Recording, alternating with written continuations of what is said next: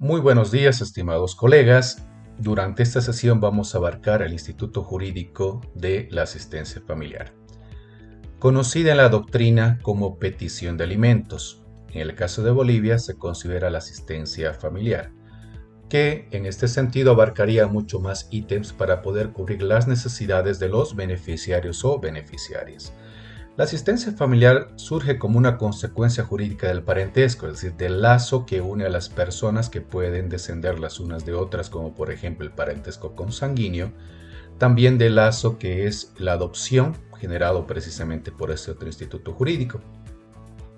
Es una imposición de la ley que busca precisamente que los parientes que cuentan con recursos económicos puedan brindar una asistencia familiar que permita tener una vida digna a los beneficiarios, que en este caso por lo general casi siempre son niñez y adolescencia.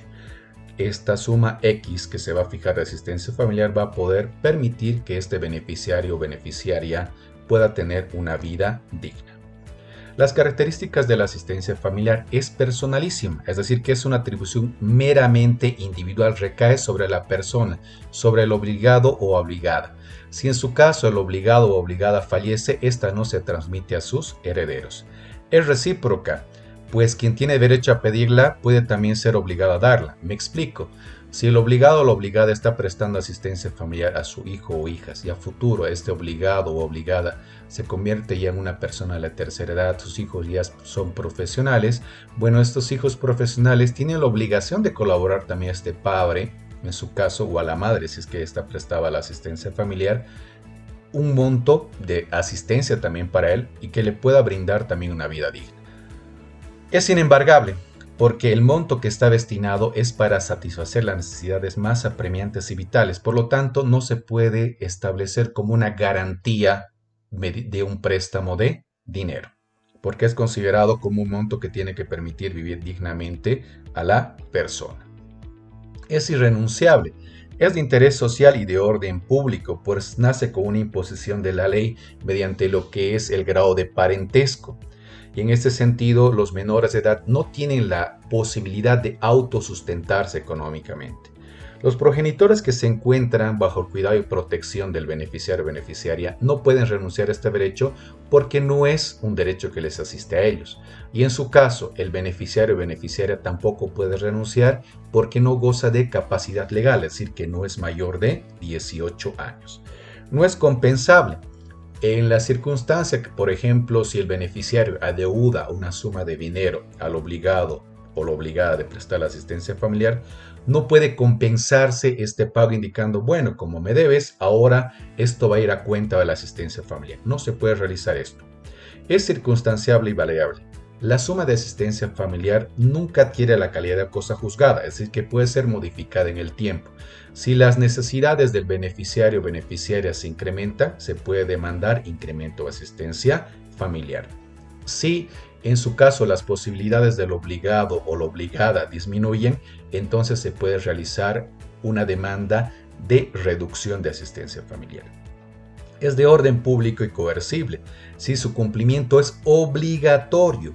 La norma establece que se puede solicitar el mandamiento de apremio cuando el obligado o la obligada no cumpla con el pago oportuno de la asistencia familiar.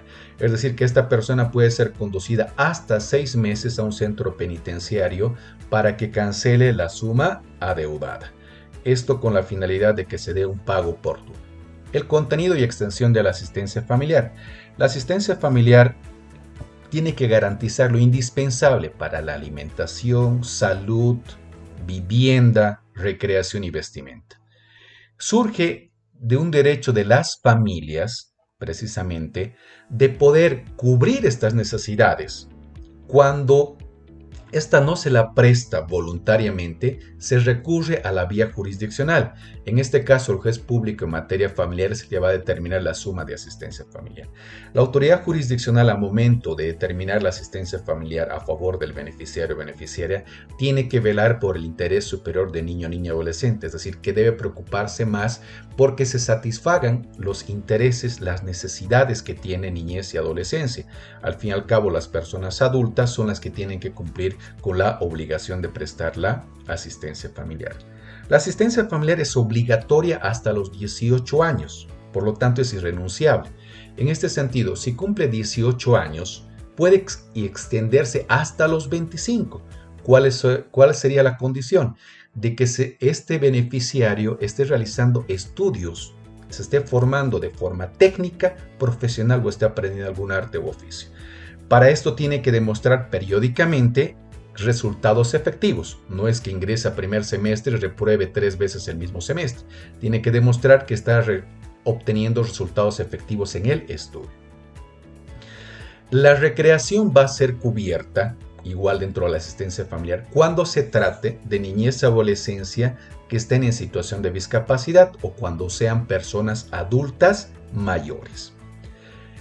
La asistencia familiar a las personas con discapacidad se otorga mientras dura su discapacidad y no cuenten con recursos. Si la discapacidad es de por vida, pues entonces de por vida. Cuando se trata de adultos mayores, esta va a cubrir hasta sus últimos días este derecho.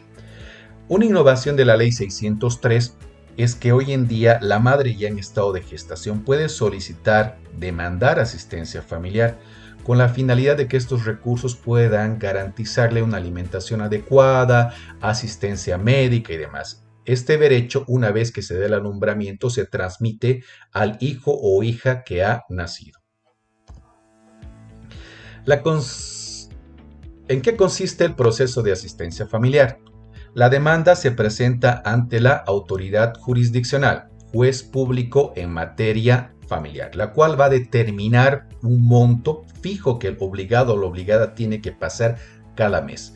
La asistencia familiar corre a partir de la citación con la demanda. Las personas que están obligadas a prestarle son el cónyuge, la madre, el padre o ambos. Se recurre nuevamente a la vía judicial cuando no se la presta voluntariamente. La asistencia familiar, ¿cómo se determina el monto? Se tiene que verificar las necesidades del beneficiario o de la beneficiaria, que en este caso se tendrá que acreditar mediante facturas, recibos, testigos, y de acuerdo a las posibilidades que tiene el obligado o la obligada de prestar. En este caso, si es una persona que trabaja en una empresa, se puede solicitar una certificación para que acredite cuánto gana. Y si fuera una persona que no trabaja en una empresa, tendríamos que demostrar por los medios legales correspondientes, como por ejemplo testigos, que nos servirían de mucho indicar si esa persona trabaja como taxista, por ejemplo. Y podríamos también presentar a testigos taxistas para que ellos indiquen cuánto ganan de forma diaria, mensual y demás. La autoridad judicial va a fijar la asistencia familiar en un monto fijo, por lo general, o puede ser porcentual. La preferencia que se ve en este sentido es en un monto fijo. La capacidad de prestar asistencia familiar se mide por todos los medios legales: boletas de pago, declaraciones impositivas, testigos y demás. Una innovación de la Ley 603 es que hoy en día la asistencia familiar no se puede fijar en un monto menor a un 20% del salario mínimo nacional. ¿Esto qué implica? Que no se puede pagar menos de 432 bolivianos con 80 centavos, que es el 20% del salario mínimo nacional, que hoy en día se encuentra contemplado en 2.164. Esta innovación permite que se pueda cubrir por lo menos los aspectos mínimos o básicos para el beneficiario o beneficiaria. Recordando que antes de la vigencia de la Ley 603 existían asistencias familiares fijadas en montos de 50, 100, 200 bolivianos, sumas que realmente eran efímeras. Hoy en día, con esto se está buscando que por lo menos exista un monto básico que pueda cubrir las necesidades del beneficiario o beneficiaria.